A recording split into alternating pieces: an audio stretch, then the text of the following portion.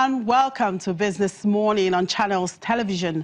I'm Chimezi Obi Iwago. Well, we'll start off the program looking at what the rest of the week looks like on the business calendar. And the third edition of the Africa Islamic Finance Forum kickstarts today, Tuesday, March the 27th in Lagos. The forum is jointly organized by the Federal Ministry of Finance and the Islamic Corporation for the Development of the Private Sector, a member of the Islamic Development Bank Group. The two-day forum will serve as a networking platform for the business and finance communities, facilitate the forming of partnerships among businesses, and provide a catalyst for business development in Nigeria in particular and the African continent in general.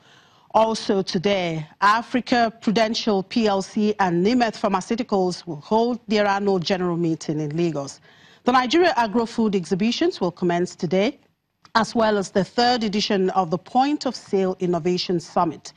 SLC Resources Limited, in conjunction with the Nigerian British Chamber of Commerce, is also hosting the first West Africa Trade and Investment Forum Conference and exhibition with the theme Enhancing Collaboration for Regional Development and Economic Impact. Lagos Business School will also commence its training on building and leading the 21st century team today.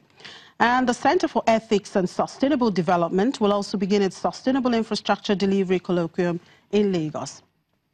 And on Wednesday, March the 28th, the Nigerian American Chamber of Commerce will hold its March breakfast meeting in Lagos, while Medview Airline PLC holds its annual general meeting.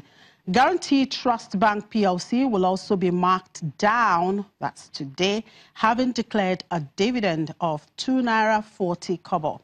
The Nigerian Association of Petroleum Explorationists will today hold its March 2018 technical presentation titled Perspectives of the Tecto-Sedimentary Evolution of the Niger Delta in Lagos, while the 7th International Conference on Infrastructure Development in Africa commences in Lagos State Polytechnic. Proudly Ogun State Gateway Connect Trade Show will commence in Abeokuta, while the International Conference on Education for Sustainable Development commences in Abakaliki also today. And Stanbic IBTC Holdings will be marked down on Thursday, March 29, having declared a dividend of 50 kobo. And the second Nigerian Brands Carnival and Trade Exhibition will begin that day in Lagos. And a look at the market, starting off with the equities. Monday witnessed continued sellouts at the equities market as the all-share index inched lower by 0.04% to close at 41,454.30 points. The oil and gas, industrial goods and banking indices posted negative returns owing to sell-offs in the shares of Forte Oil, WAPCO and Guarantee. Meanwhile, demands for custodian insurance and Cadbury stocks supported the insurance and consumer goods indices. However, market breadth remained positive with 34 gainers and 17 losers, led by custodian and Forte Oil. Total volume and value of trade dropped by 32.17% and 24.08% to 379.9 million units and 5.13 billion naira. And at the unlisted securities market, the index advanced by 1.66% to close at 673.83 points. The market capitalization closed at 458.03 billion naira. And in 7 deals, a total of 200,467 securities were traded, worth 3.02 million naira. Other fixed income market activities in the Treasury bills were mixed as average yield closed flat at 14.86%. Yields expanded at the short end of the curve. Yields at the mid and long segments were flat. The total number of deals was 251 and 89.55 billion naira was realized. At the bond segment, the market was bearish, with average yield inching upwards by 1 basis point to 13.54%.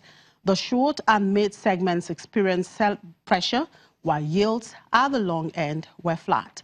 In 41 deals, a total of 12.80 billion naira was made.